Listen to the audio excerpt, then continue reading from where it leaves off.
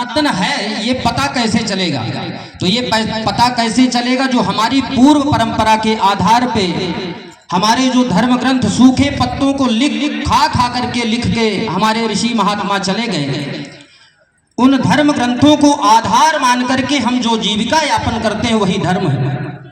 मनमुखी लोग आकर के कभी कुछ कहना तो हम कई बार भटक जाते हैं। जन सामान्य व्यक्ति भटक जाता है और स्वाभाविक बात भी होती है कि पहनावा और आडंबर इतना प्रबल होता है कि जन सामान्य उस बात को समझ नहीं पाता। हम इसकी बात माने उसकी बात माने, इसी उधेड़ बुन में हम अपने मूल को कई बार खो जाते हैं। तो हमें एक आधार स्तंभ को मान करके उसको पकड़ करके रखना पड़ेगा।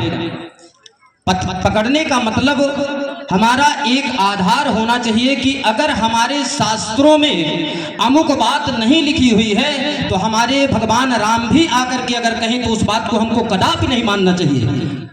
ये कट्टरता हमारे सनातन धर्म की होनी चाहिए। लेकिन कभी कोई आकर के किसी भी प्रकार से अपने उपासना पद्धति हमारी पृथक पृथक हो सकती है, हमारी कल्चर अलग हो सकता है, हमारी जाति अलग हो सकती है, हमारा वर्ण अलग हो सकता है, हमारा रूप अलग हो सकता है, कद अलग हो सकता है, लेकिन हमारा मूल वास्तव में एक सनातन धर्म ही होता है। इसलिए हमारे मन में छोटा बड़ा ऊंच नीच, आजकल ये बात आती है ना, कई लोग कहते जाति पात की करो विदाई, हिंदू हिंदू भाई भाई। तो सुनने में और कहने की बड़ी बात होती है, लेकिन हृदय में हाथ रख करके अगर कोई कहे तो कहने की बात है कि जाति पात की विदाई हम कैसे कर सकते हैं? ये जो प्रकृति के द्वारा हमारे भेद है, जो शास्त्रों के द्वारा भेद बताया गया है, उन भेदों को स्वीकार करना ही हमारी सनातन परंपरा है। प्रकृति ही एक नहीं है, कोई गोरा है कोई काला है, हमारे कान की उपयोगिता अलग है, नाक की अलग है, हमारे हाथ की उपयोगिता अलग है, पैर की अलग है, लेकिन इसका मतलब तो ये नहीं कि वो छोटा हो गया बड़ा हो गया। हमारे अंग प्रत्यंग जितने भी सूक्ष्म से लेकर के बृहत कोई भी अंग है वो अपने आप में एक बहुत महत्वपूर्ण स्थान रखता है। अब उस अंग को ये मानने की आवश्यकता नहीं है कि मैं छोटा हूं। नाक जितना छोटा अच्छा लगता है, सिर के बराबर नाक हो जाए तो कभी अच्छा लगेगा क्या?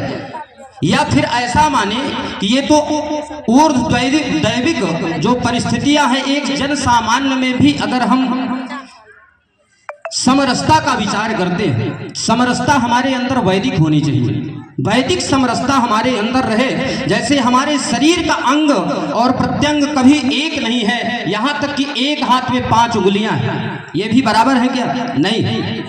लेकिन 5 उंगली का एक जो मूल स्तंभ है हमारी पानी है, हमारी नाड़ी है। नाड़ी में या हमारे मन मस्तिष्क पे किसी एक छोटी उंगली को भी दर्द होता है, पीड़ा होती है, तो हमारे मन हमारा व्यथित हो जाता है। इस प्रकार की वेदना होनी चाहिए। हम सनातन तभी अकेले और अपने अपने मत मजहब, अपने अपने देवताओं की उपासना करते हुए भी एक रह सकते हैं।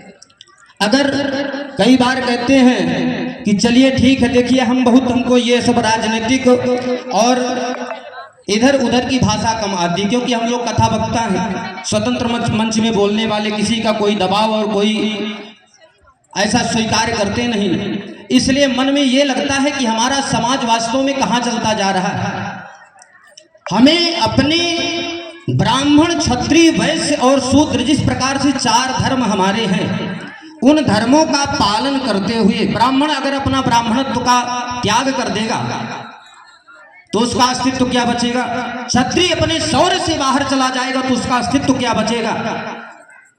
इसलिए वास्तव में हमें अपनी उपयोगिता और अपनी महत्ता हमारे मन में रखते हुए भी हमें चतुर्वर्णों को एक हो करके और एक मुष्टिका बना करके, और निश्चित रूप से आतताइयों के ऊपर, हमारे धर्म के ऊपर अगर कोई आघात पहुंचाता है तो उसके सामने डट करके मुकाबला करने की आवश्यकता है।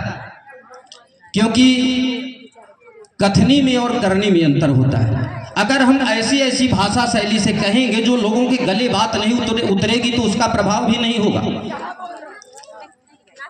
भगवान की उपासना कोई देवी जी को मानता है, कोई गणेश जी को मानता है, कोई हनुमान जी को मानता है, कोई बाल कृष्ण लाल को मानता है, तो इसका मतलब ये थोड़ी कि वो सनातनी नहीं है।